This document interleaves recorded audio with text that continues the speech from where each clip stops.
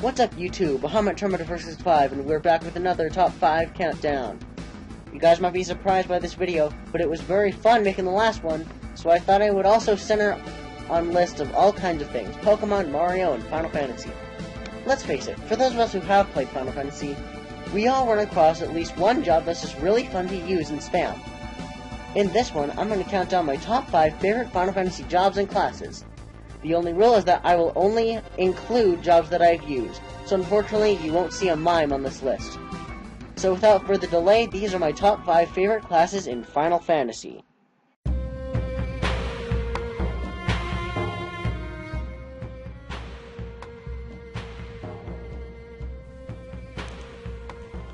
The fabled Dragon Knights, Dragoons were first introduced in Final Fantasy III.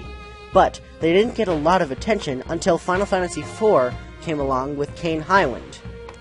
His signature jump move was very overpowered and extremely useful. The main reasons the Dragoon is on this list is because of 1, the jump ability of course, and 2, there is an ability introduced in Final Fantasy IX called Dragon Crest. If the player has killed at least 100 dragons, Freya will deal maximum damage to the enemy. It's one of my favorite abilities in the game, and it's a shame I didn't use Freya a lot during my LP of the game. However, what I like most about the Dragoons is that their theme seems to be more on the sad or darker side.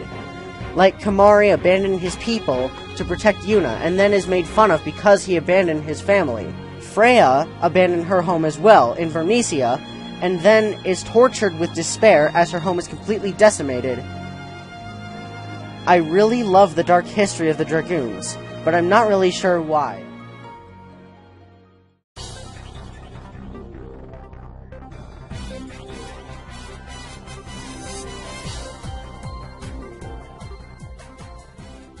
I know I've said this before, but I really like to fight on the offensive side. But, in some cases, I do like to fight on the defensive side. This is mostly seen for me in Final Fantasy X with the Alchemist named Riku, one of my favorite characters in all gaming. Her overdrive ability Mix is very, very useful, especially against enemies like Dark Anima, Pennis, Shimmeryu, and Nemesis. There are so many useful things you can do with this overdrive to the point where you only need the right items to beat the game. No leveling required. My favorite mixes from Riku are Chaos Grenade, Hyper Mighty Guard, and Final Elixir. The only reason the Alchemist is this low is because it only shines for me in Final Fantasy X. Maybe I should try mixing in 5 and see if I like it.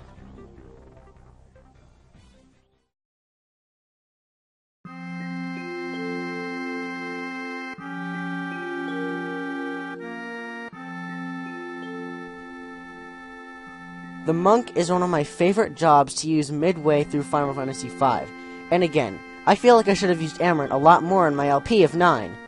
His No Mercy ability is very broken, dealing maximum damage at mid-levels. What I like most about the Monk is just the fact that they fight with their fists, with no magic, unless you count Tifa, and Zell. My favorite monks are Yang from Final Fantasy IV, and Tifa from Final Fantasy VII, of course. Yang had a very good character, and he was a strong-willed and likable person. As for Tifa, well, you guys know why. I won't touch upon that just yet. They have really good stats and can increase their HP with abilities, like HP plus 20%. What I like most is that, midway through Final Fantasy V, they deal a lot of damage, and being someone who likes to fight on the offensive, that was a big plus for me.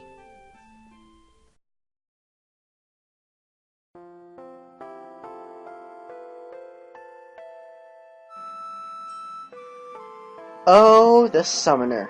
You all saw this one coming, right? Just the idea of calling the Dragon King to cinch the crap out of monsters is just awesome. The Summoner is a very good ability, with the ability to buff the party, defeat enemies, and heal the party. Some summons, Aeons or Eidolons as they're called, or even Espers, whatever, do some of those abilities at the same time, like Phoenix, who hurts the enemy and revives with the fallen party members. In most games, they are only present for one turn. In Final Fantasy X, however, they stay as playable characters for a time. In 9, the summons are split between Aiko and Garnet, with the majority of the summons going to Garnet, though she's technically a white mage.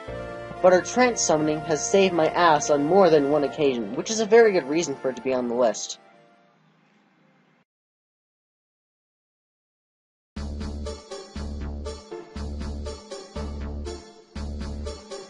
Weren't expecting this one, were you? I bet since I've said that I like to fight on the offensive, you're expecting the warrior. Nope, it's the white mage. Now, the reason why this class is number 1 is because it is more than a few times saved my ass in very tight situations.